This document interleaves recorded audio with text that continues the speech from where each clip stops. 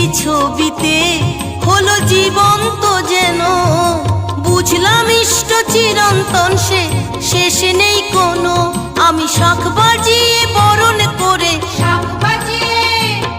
আমি শাঁখ বাজিয়ে বরণ করে বসেছি কাছে তার পায়েরই কাছে।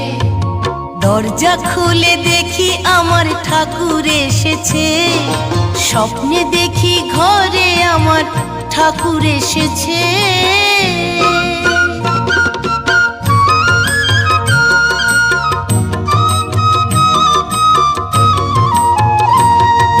ঠাকুর বলল, কর্মময় ভক্ত হতে হবে।